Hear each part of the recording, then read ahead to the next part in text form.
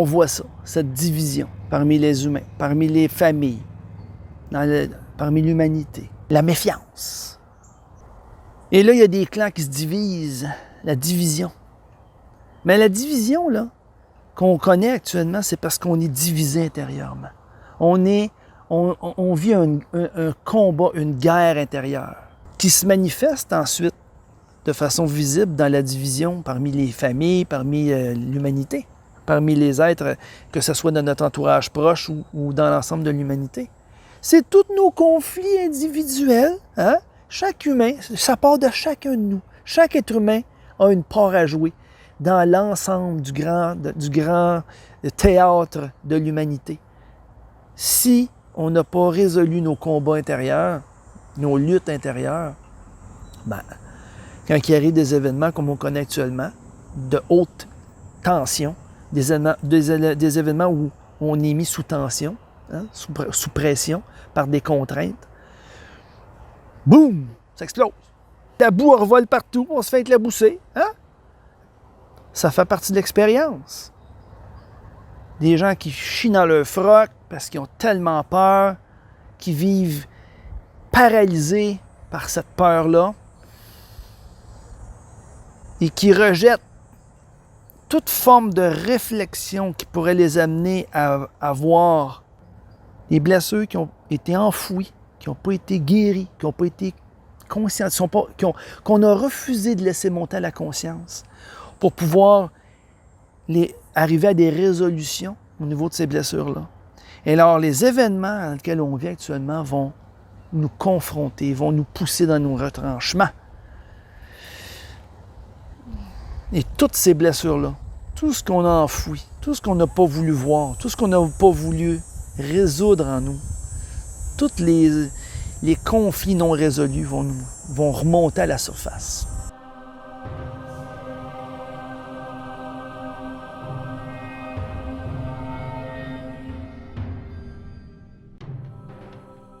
Tout ce qu'on voit là, chez les autres, hein, puis que là, ça nous met hors de nous, là, puis qu'on les condamne. Mais c'est le miroir de nos propres conflits intérieurs. Diviser pour régner, c'est pas une invention de Lucifer, ça. Il fait juste appliquer un principe, mais il le déforme. Et tous ceux qui sont inspirés par son faux principe et appliquent ça dans les sphères du pouvoir, ont utilisé ces principes-là sous forme déformée ou détournée de la voie qui conduit au bonheur et détournée de la voie de l'amour, hein, détournée qui dans le fond, où l'amour est absent. L'amour ou la peur. Oui, il faut l'accepter. Il faut l'accepter que les familles soient divisées, que les êtres soient divisés, que nous-mêmes soyons divisés. Par contre, on a un choix. C'est là qu'intervient le point fondamental du but de ma vidéo. Le choix. Qu'est-ce que je choisis? Qu'est-ce que tu choisis? L'amour ou la peur? C'est là qu'est la division. C'est là qu'est l'élément fondamental de la division. L'amour ou la peur? Aime ton prochain comme toi-même. Ben voyons donc, c'est tellement simple. Tu peux pas aimer ton prochain là, si tu n'as pas appris à t'aimer toi-même. Aime ton prochain comme toi-même. Comme toi-même. Il y a une condition. Fait que l'amour véritable, c'est-tu de faire tout ce que les autres désirent? Est-ce que c'est... Mettons si on a l'expérience, je suis papa, là. Bon, j'ai des enfants. C'est-tu de réaliser tous les désirs de mes enfants? De leur donner tout ce qu'ils veulent, les aimer? Non, hein? C'est de leur donner ce qui leur est utile. C'est de les comprendre, c'est de se mettre à leur niveau, mais en même temps de jouer mon rôle, hein? Qui est de les élever dans l'amour. Et l'amour qui veille, l'amour qui fait pour l'autre ce qui lui est utile. Mais il faut le faire avec nous. Il faut le faire avec notre enfant intérieur. Je parle d'enfants avec nos enfants, notre relation avec nos enfants, mais mon enfant intérieur, comment je l'ai traité? Du rejet, de l'abandon, de l'injustice. Est-ce que je l'ai écouté, cet enfant-là? Qu'est-ce qu'il a à me dire? Quelle est ma relation avec mon enfant intérieur? Est-ce que je l'envoie promener dès qu'il essaie de m'exprimer quelque chose? Est-ce que je l'écoute?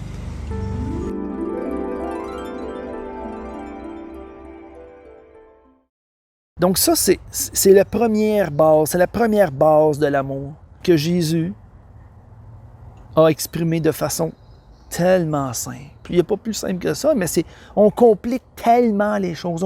Notre mental veut toujours compliquer, nous bloque l'accès à la simplicité des clés qui résident dans une simple affirmation aussi puissante que aime ton prochain comme toi-même. Ben c'est ça. C'est ça qui est à la base de toutes les divisions actuellement qu'on vit dans notre humanité, puis qu'on n'a pas fini de vivre, puis que ça va aller en s'accentuant. Pourquoi? Parce que plus ceux qui vivent dans l'amour vont s'orienter dans l'amour, ben, ils vont se connecter, puis ils vont s'élever. Et plus ceux qui vivent dans la peur, ben, ils vont s'abaisser, ils vont s'alourdir. Puis par eux-mêmes, ils vont s'exclure de l'amour. Ils vont provoquer leur propre chute.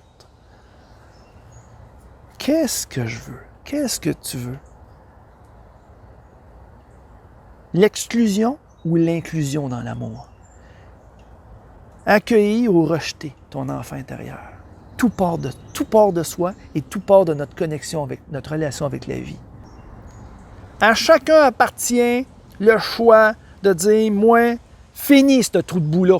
Finis ce bourbier-là. Moi, j'en sors. Je décide de sortir de ce bourbier-là. Chacun, individuellement, doit faire ce choix-là.